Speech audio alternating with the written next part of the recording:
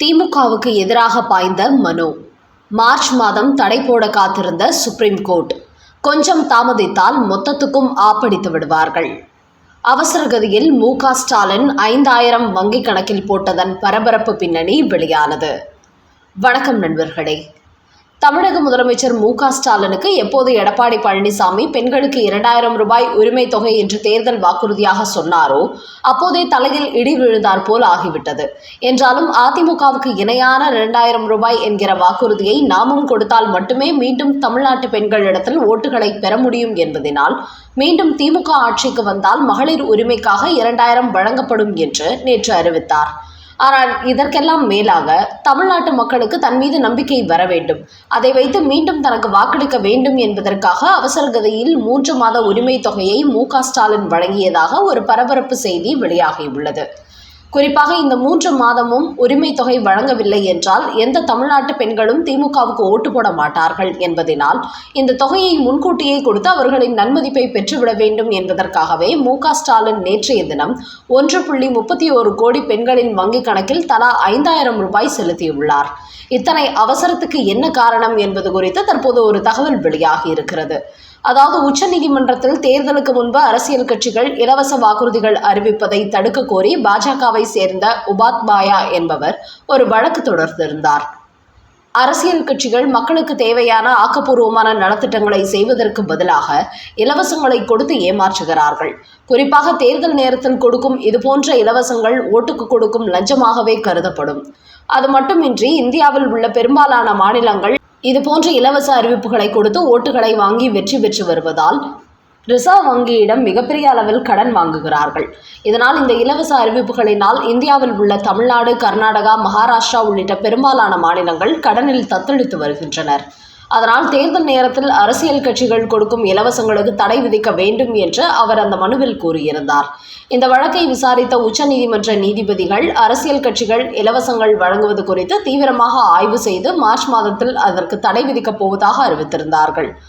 மேலும் சமீபத்தில் மகாராஷ்டிராவில் உள்ளாட்சி தேர்தல் நடைபெற்ற போது மாநிலத்தில் மகளிர் வழங்கப்பட்ட உதவித்தொகை தடை விதிக்கப்பட்டது.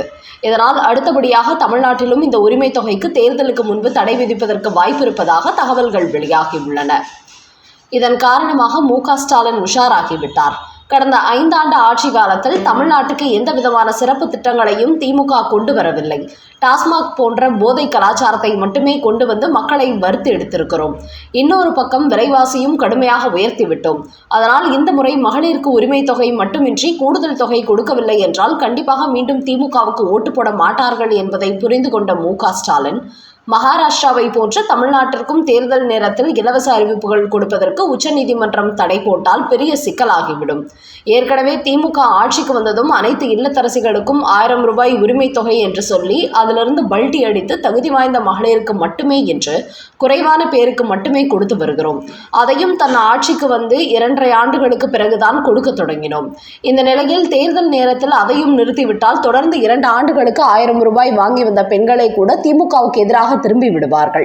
மாதம் 2000 தருவதாக அறிவித்துள்ள அதிமுகவுக்கு வாக்களித்து விடுவார்கள் என்பதற்காகவே அவசரகதியில் 3 மாதங்கள் உரிமை தொகை, கோடை சிறப்பு தொகை 2000 என்று மு.க. ஸ்டாலின் வழங்கியுள்ளாராம். இது ஓட்டுக்கு அவர் கொடுத்திருக்கும் லஞ்சம் ஆகும்.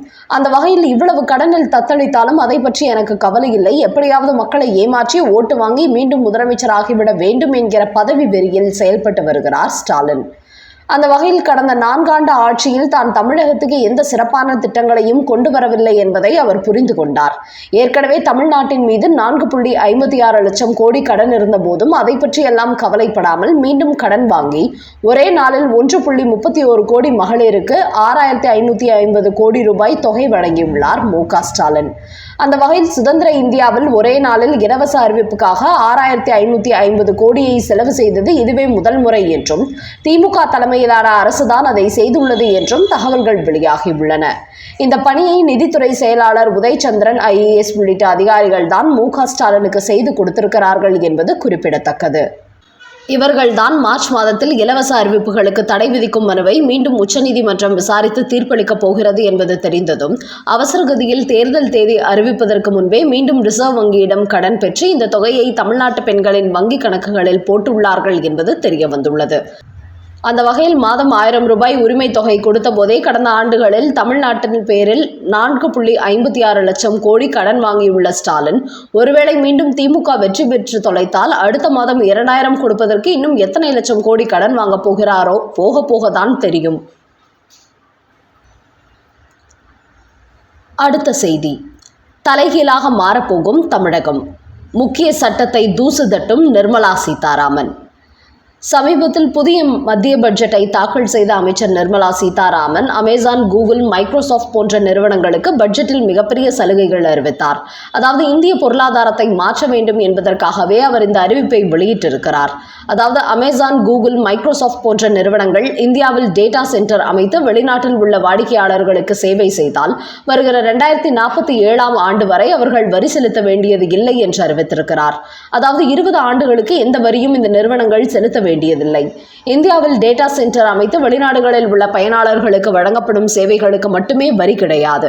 கடந்த 1991ஆம் ஆண்டு SDBE என்கிற ஒரு திட்டத்தை தொடங்கி இந்தியாவிலிருந்து வெளிநாடுகளுக்கு சாப்ட்வேர் சேவைகளை ஏற்றுமதி செய்யும் IT நிறுவனங்களுக்கு 100% வரி விலக்கு அளித்திருந்தது.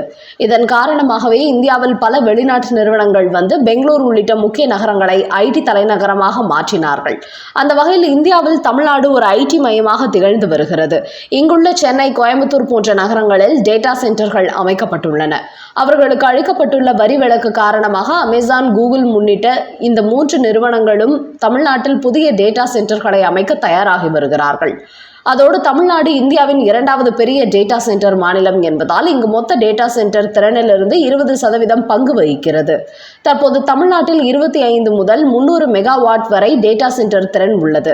இதை அடுத்தபடியாக மேலும் அதிகரிக்க வேண்டும் என்பதற்காக இந்த முக்கிய நிறுவனங்களின் டேட்டா சென்டர்கள் மேலும் பெரிய அளவில் தமிழ்நாட்டில் உருவாக உள்ளன. இதனால் வேலை வாய்ப்பு அதிகரிக்கப் போகிறது. அது மட்டுமின்றி நிர்மலா சீதாராமன் கொண்டு வந்துள்ள இந்த புதிய வரிவிலக்கு சட்டத்தால் ஆயிரக்கணக்கானோருக்கு வேலைவாய்ப்பு உருவாவதோடு இன்டர்நெட் இணைப்பு, மின்சாரம், ரயில்வே ஸ்டேஷன் தொடர்பான துறைகள் பெரிய அளவில் வளரும். அதோடு IT நிறுவன சம்பளமும் இன்னும் பெரிய அளவில் உயரப்போகிறது. இந்த வரி விலக்கானது 2047ஆம் ஆண்டு வரை நீடிப்பதால் இது இந்தியாவை உலகளவில் மாற்றும் AI உற்பத்தி மையமாக மாற்றக்கூடிய மிகப்பெரிய திட்டம் என்றும் கூறப்படுகிறது. இப்படி இந்த பட்ஜெட்டில் நிர்மலா சீதாராமன் அறிவித்த இந்த அறிவிப்பு இளைய தலைமுறையினர் மத்தியில் மிகப்பெரிய வரவேற்பை பெற்றுள்ளது. குறிப்பாக தமிழ்நாட்டில் உள்ள சென்னை, கோவை போன்ற நகரங்கள் மிகப்பெரிய டேட்டா சென்டர் மையங்களாக உருவெடுக்கப் போகின்றன என்பது குறிப்பிடத்தக்கது. பிரதமர் மோடியை புகழ்ந்து பேசிய திமுக எம்பி திருச்சி சிவா. திமுக எம்பியான திருச்சி சிவா பிரதமர் மோடி குறித்து பெருமையாக ஒரு செய்தியை வெளியிட்டுள்ளார். அவர் கூறுகையில், நான் மக்களவையில் கடந்த 25 ஆண்டுகளாக இருக்கிறேன். ஹிந்தி தெரியாது என்றாலும் ஆங்கிலத்தை வைத்துதான் பேசி வருகிறேன். அதோடு பிரதமர் மோடி எப்போது மக்களவைக்கு வந்தாலும் என் அருகில் வரும்போது வணக்கம் சிவா என்று தமிழிலேயே சொல்லுவார். பிரதமர் மோடியை பொறுத்தவரை சாதாரணமான மனிதர் அல்ல, மிகவும் விவரமானவர். அவரை ஒருபோதும் நான் குறைத்து மதிப்பிட்டதில்லை. எம்பிக்கள் எந்த மாநிலத்தை சேர்ந்தவர்களோ அந்த மாநில மொழியில் வாழ்த்து செய்தி அனுப்புவார். அதே போல்தான் நானும் பிரதமர் மோடிக்கு அவரது குஜராத் மொழியில் வாழ்த்து செய்தி அனுப்புவேன். அதன் பிறகு என்னை சந்திக்கும் போது குஜராத்தில் பதில் கடிதம் அனுப்பியதற்கு நன்றி என சொல்வார். அதுக்கு நானும் நீங்கள் தமிழில் எனக்கு வாழ்த்து கடிதம் அனுப்பியதற்கு நன்றி என சொல்வேன் என்று கூறியிருக்கிறார் திருச்சி சிவா எம்பி.